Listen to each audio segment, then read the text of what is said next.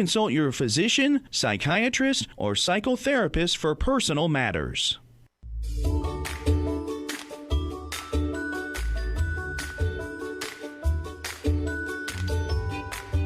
Inner Voice, a heartfelt chat with Dr. Foojan. Hello, everyone. This is the Inner Voice Show, part of the Evolving Mind. Sorry, I'm excited to be with you. I'm Dr. Foojan Zeine. I'm a psychotherapist, the author and the originator of the Awareness Integration. And hello, Sean, our director in the studio. This is a show about what matters most in our lives, our minds, thoughts, feelings, actions, relationships, and our fulfillment in this beautiful journey of life. Today in this show, I will share the tip of the week about some endings being hard, but they are the gateway to a new beginning. I also will share with you how to handle your anxiety attacks. And there's a research we're going to talk about from Washington State University about stress, anxiety, and depression that are associated with less and lower quality of sleep. And I am excited to bring you Dr. Stephen Gardner. He is an internist at Massachusetts General Hospital assistant professor of medicine at Harvard Medical School and past medical director of the Massachusetts Special Olympics. Today, we will talk about his book, Jabberwocky Lessons of Love from a Boy Who Never Spoke. This is his experience with his son, Graham, and so much more. Please subscribe to my YouTube channel and podcast and connect with me through Instagram, Twitter, and LinkedIn, whichever you like, and all are with Dr. Foojan Zeine. I love to hear from you and be able to answer your questions and hear your comments. But first, here's the tip of the week.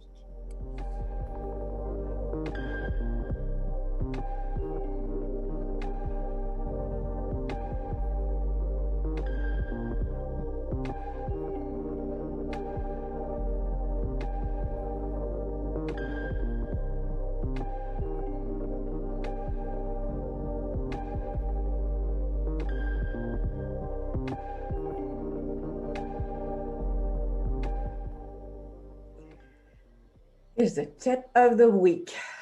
What is it about facing endings that jolts us into a re-evaluation of the past and the future? I've been talking to clients and colleagues about facing endings this week. Facing ending their career, moving on to retirement, facing getting a divorce, and ending their commitment to their marriage, facing ending being a stay-at-home mom due to all children moving to college, facing closing a business that has not been fruitful, and so on. It doesn't matter if the ending of a phase of life is due to a natural positive growth or it is due to a disruptive negative consequence. There's still a common process. Some resist the process and go through it with anxiety and agitation, while some go through it as an observation, what was and what is to become. As I spoke with someone who is facing retirement and shared reevaluating the vision of his future, the last 10 to 20 active years of his life, completing his responsibilities and going around the world, he no longer needed to consider anyone else. He saw it as his right to move on and do what he wants to do, whether his wife joined him or not. I spoke with a young woman who's getting a divorce. She shared the vision of herself as a powerful woman who wanted to be a great mother and reevaluated her fantasy about marriage and her criteria for decision-making prior to her first marriage. Talking to a man who wanted to close his business after several years as he reevaluated his myths about having a business and what he'll learn that he can use in his life.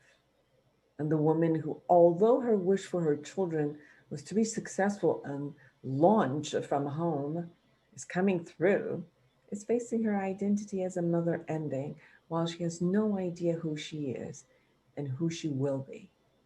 Sadness, fear, anxiety, and excitement are all being fully expressed and experienced. So the realization that all phases will end and new ones, new beginnings will be there, may allow us to move through the process with some finesse. Allowing the grief process to emerge and to be complete for any stage of life that is ending is a necessary step. A positive vision of what the future may hold will also call us forward toward actualizing our vision. People who try to skip the grief process, distract or numb themselves through the process won't get away from it. Just prolong it. Grieving might be acknowledging and going through the sadness, valuing what it was, and saying goodbye with grace. Cherishing the value and the goodness that was brought into our life, the strength and the skill that was learned that can be utilized for the future, completing and having the willingness to let go. Most times, the process of letting go and grieving can be side by side with the process of moving forward toward the vision of the next phase of life. Asking yourself, what is next for me?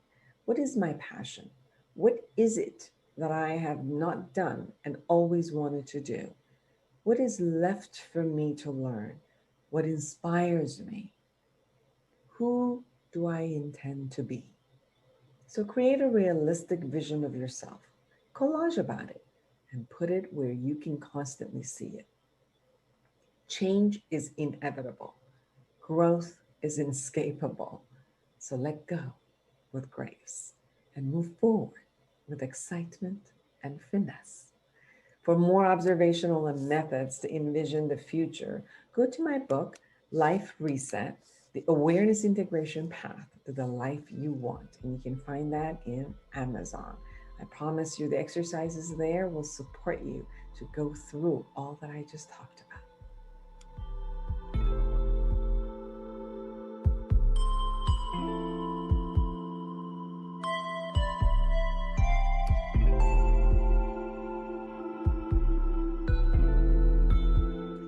Well, some of you have been asking questions from me, so thank you. One of the questions that I got this past week is about someone writing that they do have anxiety attacks and almost panic attacks once or twice per year. And after that, they go into kind of a deep depression.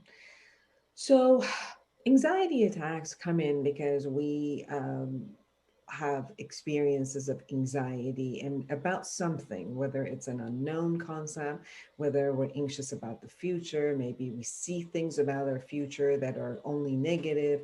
We create a negative kind of a scenario in a film, let's say, that we direct in the future and it's all bad. Some people are in a space that they've been hiding something, withholding something, lying about something. They've done something that they think it's bad or wrong, and they're afraid that they're going to be caught.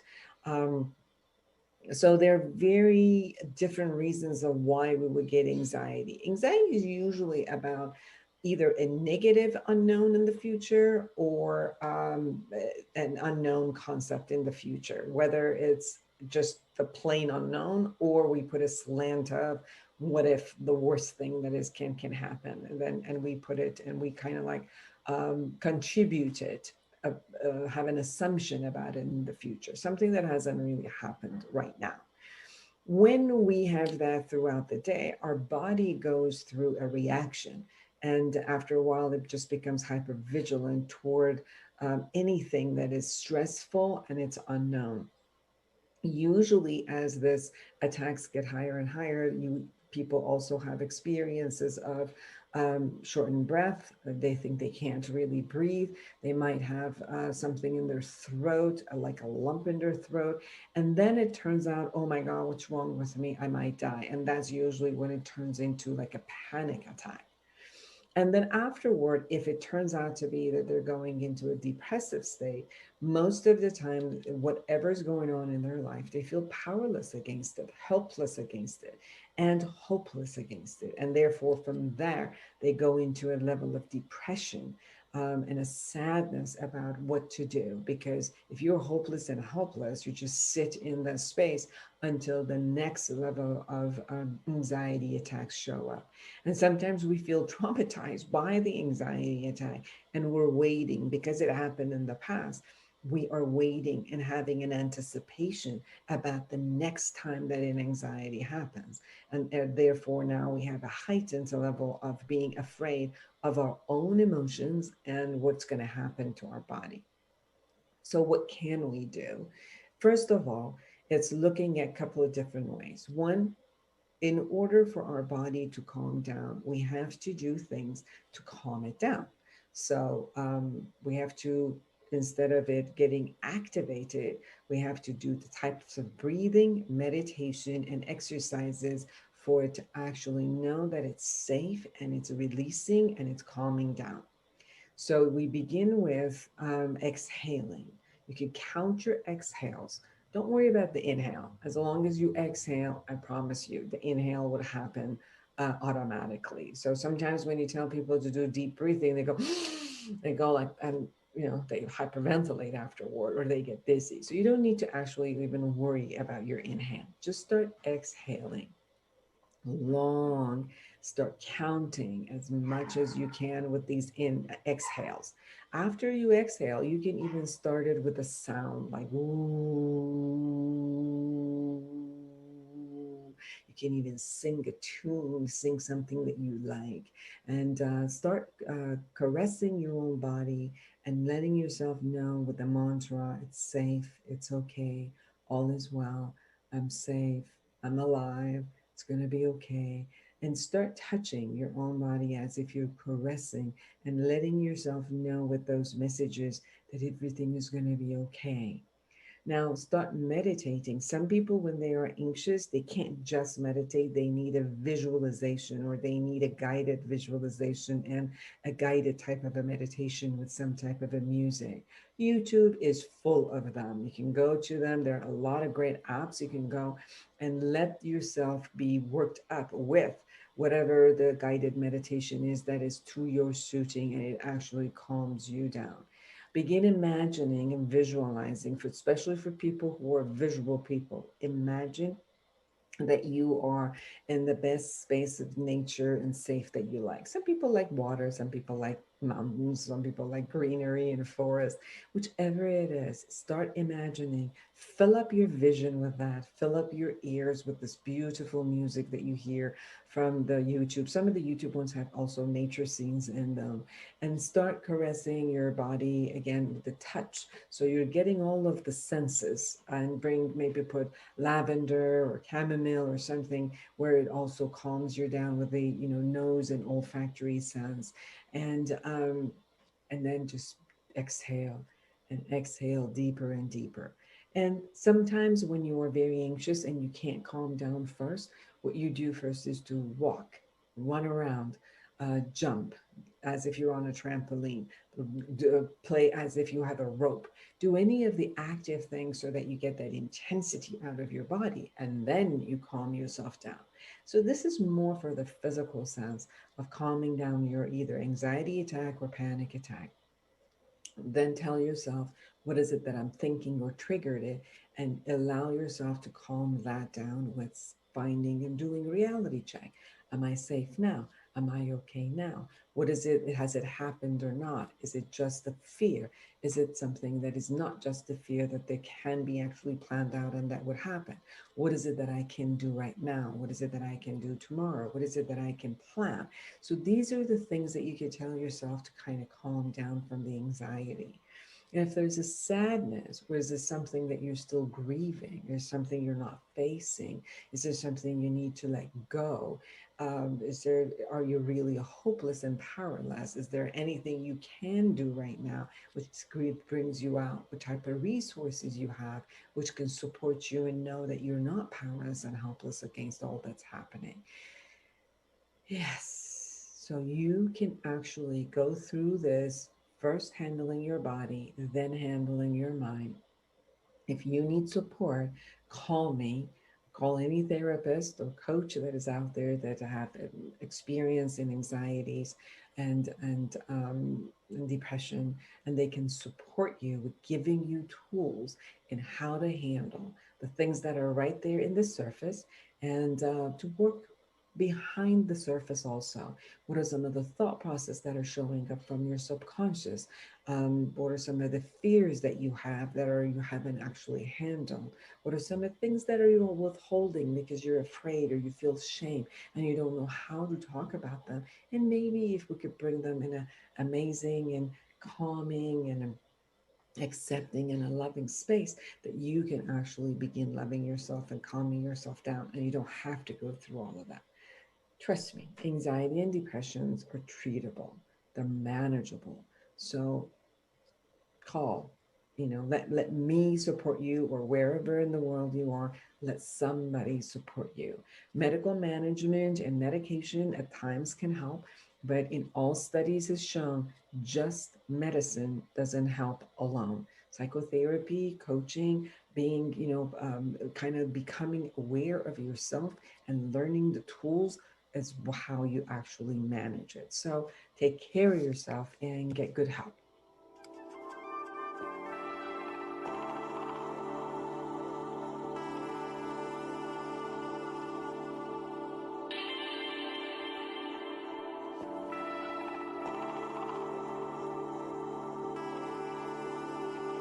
So many people likely lost sleep over COVID 19. A study of twins led by Washington State University researchers, which was also published in Frontiers in Neuroscience, found that stress, anxiety, and depression during the first weeks of the pandemic were associated with less and lower quality of sleep.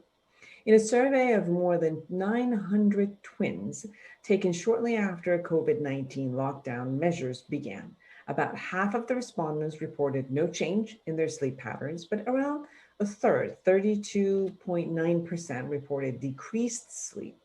Another 29.8% reported sleeping more. In the analysis, the researchers found that any change in sleep was connected to self-reported mental health issues, though it was more strongly associated with decreased sleep. The results show that deviation from your typical sleep behavior may be associated with depression, anxiety, and stress.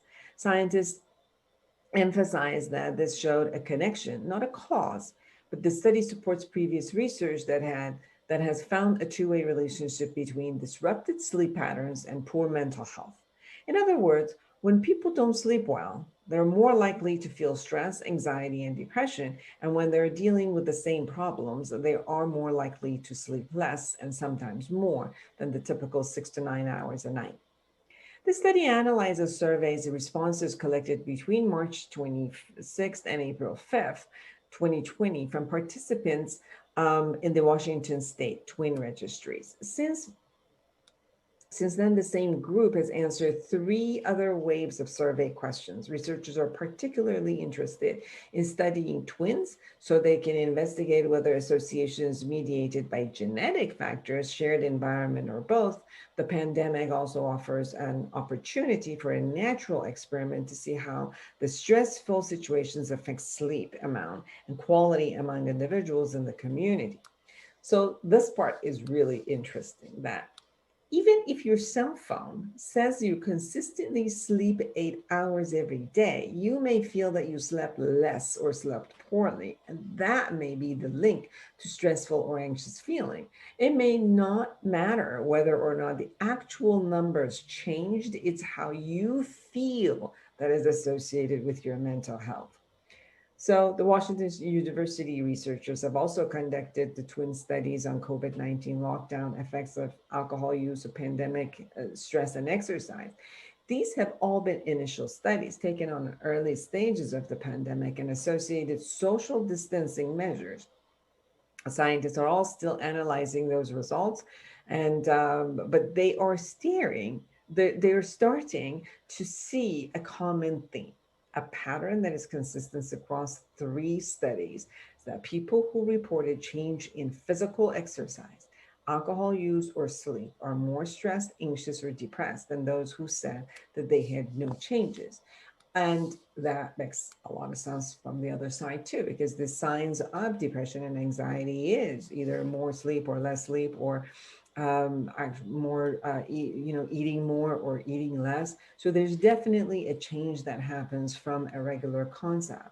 And you can also imagine if somebody has stress and anxiety, that it will affect their sleep. So that's the research kind of shows us from another angle in what we have known about the stress, anxiety, and depression and how these are related. And the consumption of alcohol and drugs have really skyrocketed at the time of pandemic.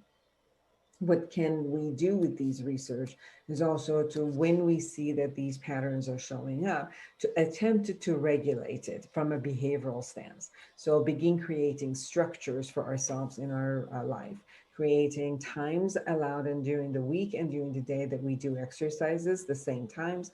We can start eating exactly at the same time, the same portions. We can create the habit of going to sleep at the same time.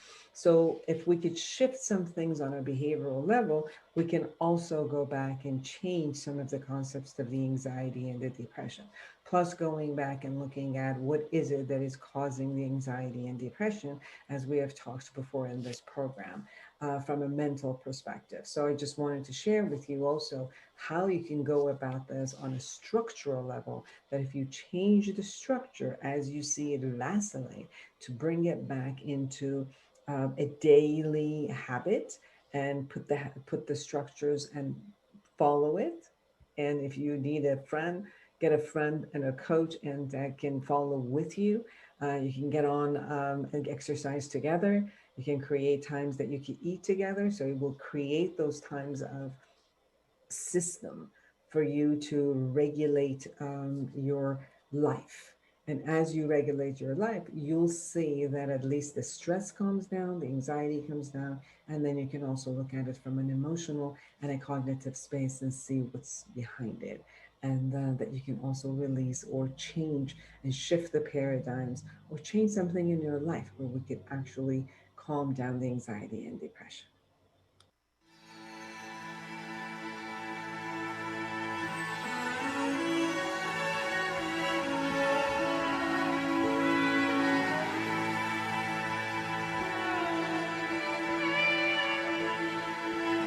Welcome back, everyone. This is Dr. Foojan Zeine, and I am excited to have Dr. Stephen Gardner with me. He's an internist at Massachusetts General Hospital, assistant professor of medicine at Harvard Medical School, and past medical director of Massachusetts Special Olympics. He's the past winner of the Harvard Medical School Humanism in Medicine Award.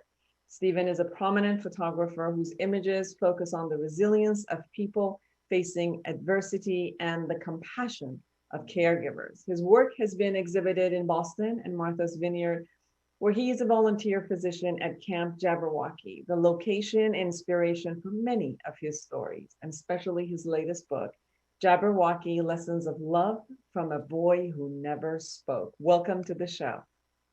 Thank you, Foojan. My pleasure. You got inspired.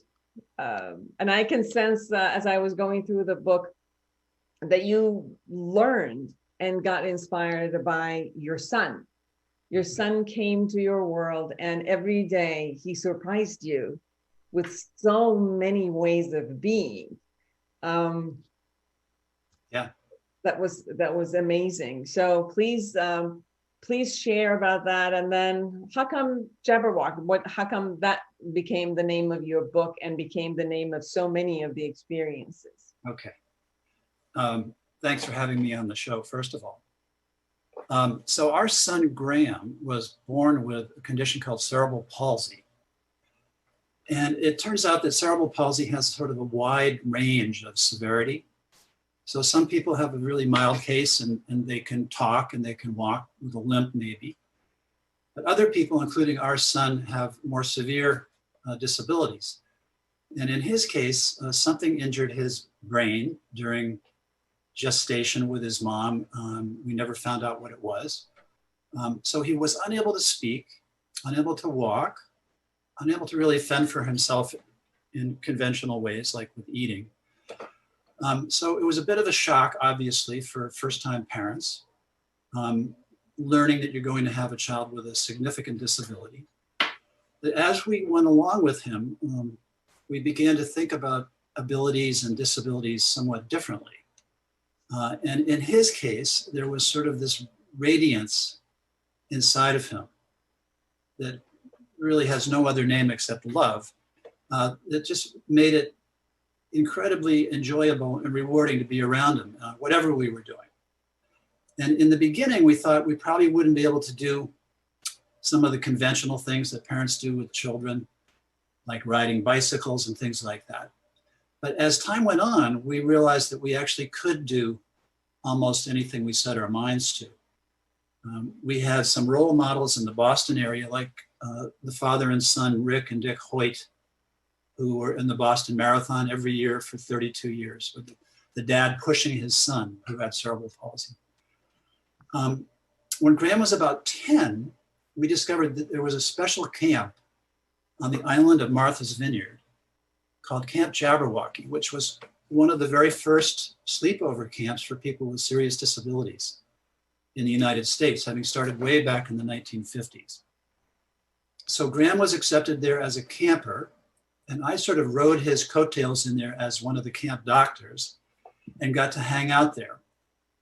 And it was a life-changing experience, becoming part of this extraordinary, eclectic, noisy, silly sometimes community of people with and without disabilities who would share part of their summer together, tease one another, laugh together, have each other's back, encourage one another to dream, but in the end, form a family that we all were proud to belong to.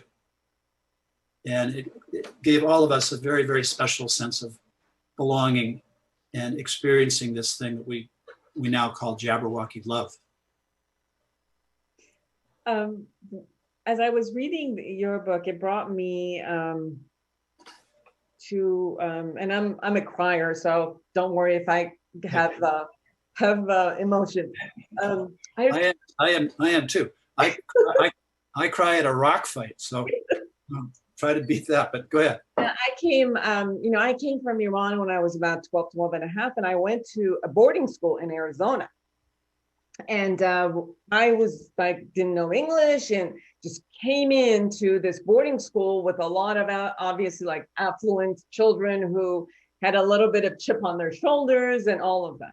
So one of the girls who was in my dormitory, she had cerebral palsy. And I remember when you brought this conversation of Jabberwocky love, and I remember the first person that I ever received love from was her. We became best friends through the time that we were at school, and she had a lot of difficulty sometimes walking, or her hands and her feet had had very difficulty in doing stuff.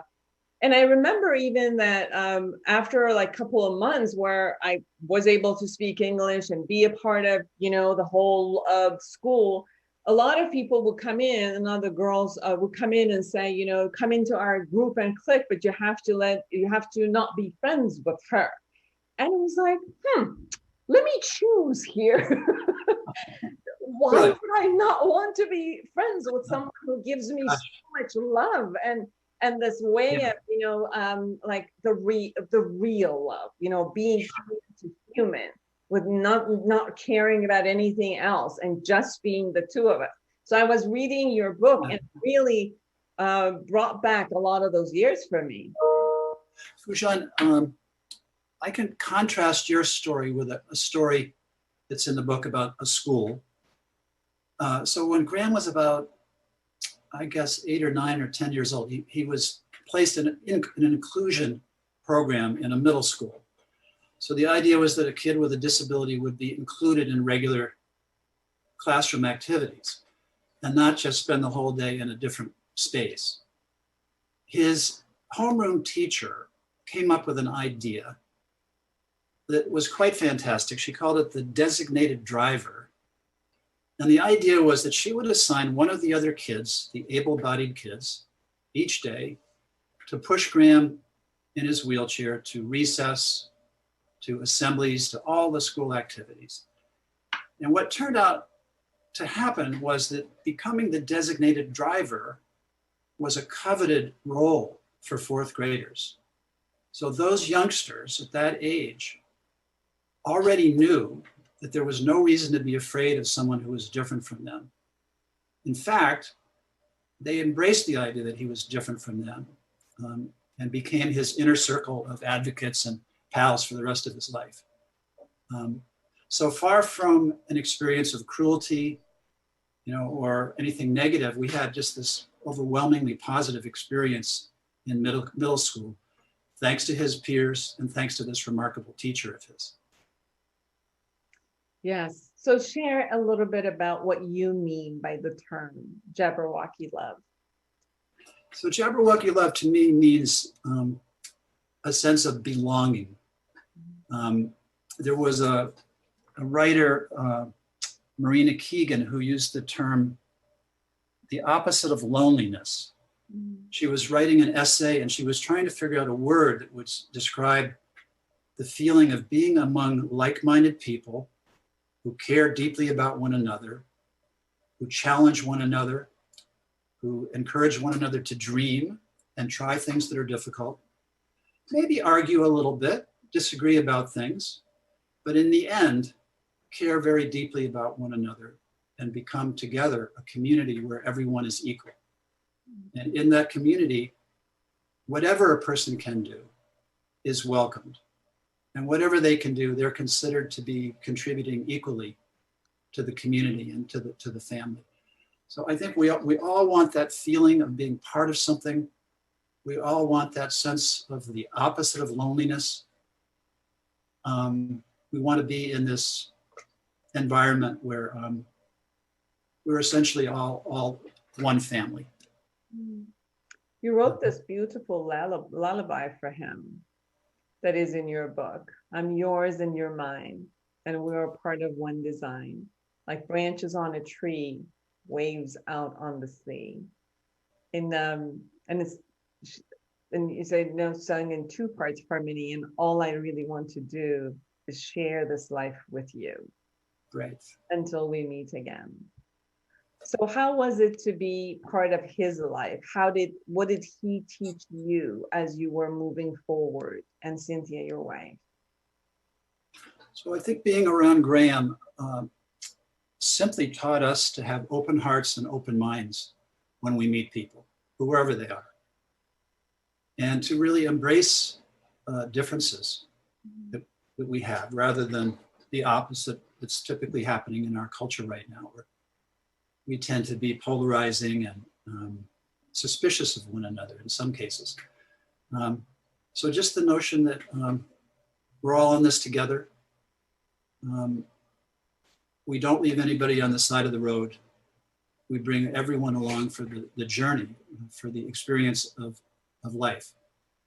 And we all have something to offer. We all have something to receive. One of my patients told me that even the poorest person in the world has something to offer, and the richest has something to receive. So that's also, I think, a part of the Jabberwocky philosophy. It seems like there's different priorities in our life, and different times in our life we choose those different priorities. And sometimes when you're stripped away from some abilities, let's say, or some opportunities, it is very, it's interesting how we cherish the opportunities that we have, and how we extend those opportunities in that way. So, and I've seen a lot of this, the matter of when when all you have is life or death, when all you have is, a particular way of being in your body. If all you have at this point is what is in front of you, then how amazing you'll make that to be. Yeah. I don't know if that made any sense. I think it made sense. So with Graham, I think we discovered just being together was joyful. We didn't have to be riding bicycles. In the end, it turned out we could ride bicycles. We found ways to do that. And we found ways to ski even on the snow. But underneath that was the sense that even if we were at home, listening to music, sitting in front of a fire in the wintertime, just being together was enough. And condensing everything down, it just meant that we were experiencing the love of a child and his parents. His mom was equally remarkable and equally strong and amazing as a mom, and responsible for a lot of things, good things that happened to him. So that love was what it really came down to, learning to just be together and enjoy the presence of this moment being together. In your book, you say God was the first one to cry. Can you share a bit about that? Yeah.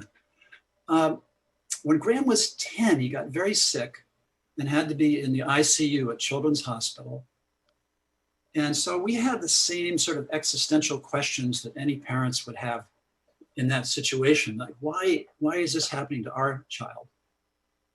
One of the hospital chaplains gave us a book to read from a rabbi named Harold Kushner. And the book was called When Bad Things Happen to Good People.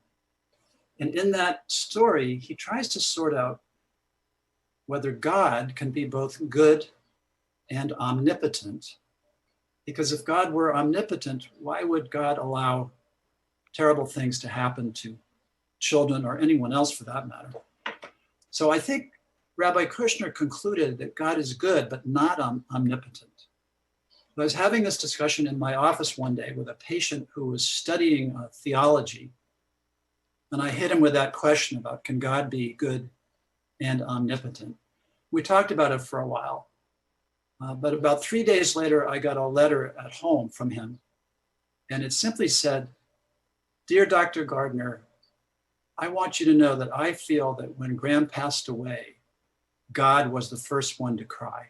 Mm-hmm. So I agree with Rabbi Kushner.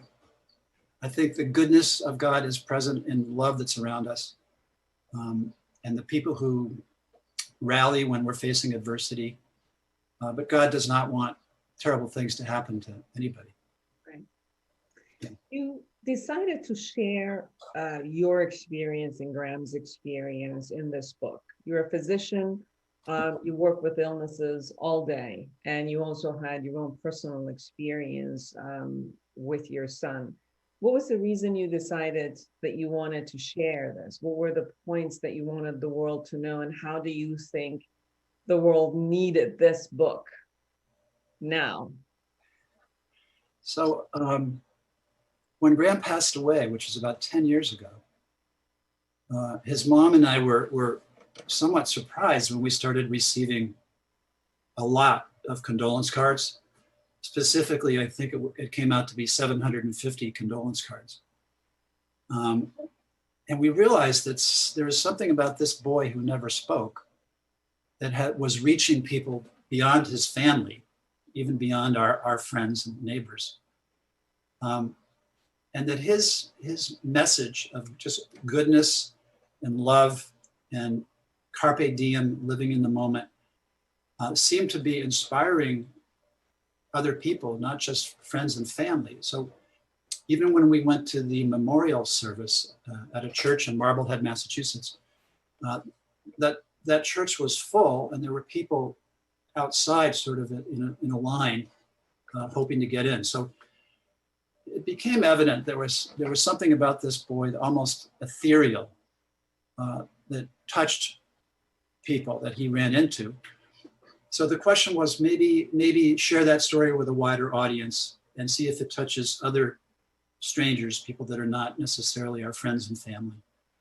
And particularly, as I said a few minutes ago, at a moment in time when the world seems to be filled with a lot of dissonance, and we're not on the same page a lot of the time. So assuming maybe that his message would be timely right now. And we saw, especially with the pandemic, a lot changed for the whole world this past year. Many people no longer have the connection of face-to-face, being with other people. They became isolated. They became lonely. They became afraid and couldn't even trust being around people who they really loved because they were afraid that they would get an illness. Or, even the illness became in some level a point of feud, whether it became a political feud or just a normal life feud about why are you wearing a mask or not, or why are you, not coming to see me or not. And it just became very, and I'm just talking about United States. I'm not even talking about the rest of the world and how it, it impacted them. So if we could take some of the lessons from what Graham went through and you also experienced with him, and as you put it out, especially since you probably also saw a lot being in the hospitals and working in the hospitals, what could you share with us, bringing these two worlds together, the world of Jabberwocky Love with what was going on in the pandemic and for everyone? That's a wonderful question. First of all, Jabberwocky would be the polar opposite of social distancing. So there's not a second at Camp Jabberwocky where people aren't hugging other people. As I researched that chapter for my book, I realized that we actually have nerve endings in our fingers and elsewhere that tell us that we're experiencing what they call emotional touch. So a mother's caress or cradling a baby is experienced as a unique form of emotion. And when we experience that, we actually change hormonally, at least momentarily. So our stress hormones go down and the feel-good hormones go up, like endorphins, and oxytocin is another one. So there's actually sort of a scientific reason why laughing and being silly and being in close contact with other people makes us feel good. And as you just pointed out, the pandemic took that opportunity away from a lot of us. So we're very excited to be going back to camp in 1 week for the first time in 2 years, because we missed last summer for the very first time. And it's a date on the calendar that we mark, and we look at that date for the rest of the year as the date when we get to go to this magical place and experiencing that opposite of loneliness, that Jabberwocky love, that sort of opposite of social distancing. So part of what you're sharing is how to be together with touch and being in each other's presence. There's a way of being in each other's presence, which I think that it changes. It's an assumption, and you tell me if it's accurate or not. I think when it shows up in the world of disability, there's a stigma with disability. There's a fear of judgment around it. There's so many things around it that it's almost like if I break through this cloud, like this dark cloud that is around it, and then I go inside is filled with love. Yeah. When I go beyond the fear of the stigma or the fear of judgment. Is that accurate a bit? Yeah, I would agree with that. Okay. So if you and I take the same conversation and see, like, if we take what's going on in the world, a lot of it is just judgment around, whatever we think. We each have an opinion and we think we're right. And obviously, if I'm right, the other person must be wrong. And we go into this space of judgment. And it's like, how can we penetrate the space and go inside the space, which then there can be an utter level of love and acceptance for each other as beings, as human beings, regardless of what all of our abilities are. And this is one of the things that I experienced reading your book and sensing from you that that's what you experienced at the Jabberwocky camp, which are people who are together. Some have different types of disabilities, some have different types of illnesses, some don't. And they're together in order to be together. In order to is only to be together. Yes. Versus proving something or, anything else. So you can see the judgment goes away and the being together becomes the priority. That's really well said. So at Jabberwocky, the difference between a camper and a counselor is blurred or even disappears. The idea that there are some people who are giving and other people who need help, that blurs and that almost disappears. And it becomes instead one family in which everybody's thought of as an equal, and they contribute whatever they can. When we leave the island after camp, we always ask that question, why can't the so-called real world be more like Camp Jabberwocky? And that's a tough question. That's beyond my level of expertise to answer a question like that. But I know that those of us who've been touched by Camp Jabberwocky, both the campers and all the volunteers, will leave the island at the end of the summer with a nugget of that dream inside of us. The dream that people can live together as a family, can celebrate their differences, can have open hearts and minds. And as we leave the island, we have the wherewithal to take that nugget of feeling with us back home, wherever we came from, and hopefully not let the real world sort of beat it out of us in the weeks and months that follow. So that's sort of, I guess you could say, the ripple effect of a magical place. The butterfly flapping its wings. You can have a relatively small institution or a relatively small entity that has far-reaching effects if people can keep those things in their hearts. I remember, for example, going to India to an ashram at one point, and this place was not necessarily a religious, like attached to any type of a religious foundation. Although it was for Brahma Kumaris, but it was more like conversation was about just love and acceptance and higher wisdom. And it was like 10,000 people there at one point. And what you got from them is people from all walks of life, all types of, background who were there.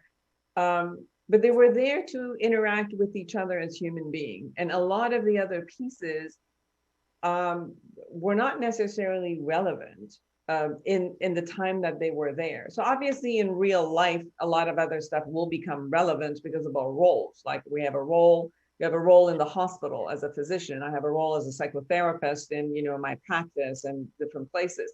So each role might create a construct, but I'm sensing more and more in what you had experienced in the camp and what you had experienced with Graham expressed to the rest of the world, where they had 700 people, sending a message of what brought Graham to them, was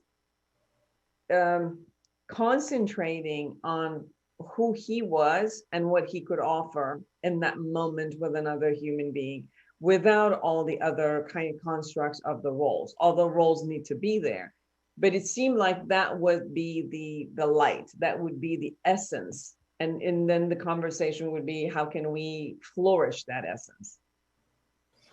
When I first went to Jabberwocky, which was 25 years ago, I had already been a doctor for a while. So I'd been surrounded by kind-hearted nurses and doctors and therapists of all kinds for years.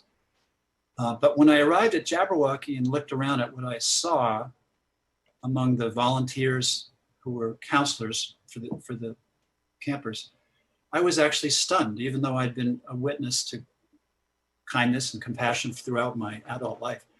But when I saw a 15-year-old girl from the island who seemed to be able to take care of a completely disabled adult 24 hours a day without any problem and with nothing but laughter and smiles, that really caused me to step back and take notice.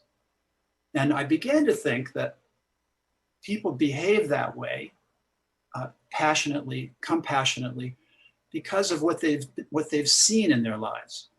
So in this case, this young woman had seen her older sister, 3 or 4 years older, as a full camp counselor, and come over and hung around a camp for a few days at a time and watched her older sister in action, demonstrating that fantastic combination of smarts, compassion, and humor. And so naturally, the youngster wanted to be like her older sister. So in terms of the old argument of environment versus genetics, nature versus nurture, I came away concluding that what we see in other people, how we see other people behaving, really imprints itself on us, especially when we're younger.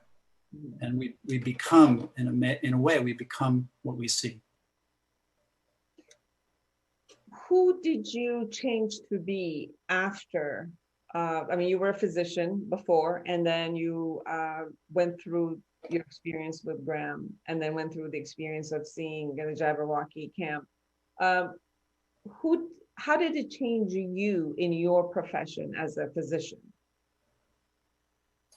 I would just say it made me a more humane physician. I hope I was to begin with, but I think it gave me the feeling that I needed to take a deep breath more often and slow down and really try to listen to people more carefully and understand where they were coming from, and recognize that every single one of them was unique. Every single one of them deserved to be seeking help from someone else.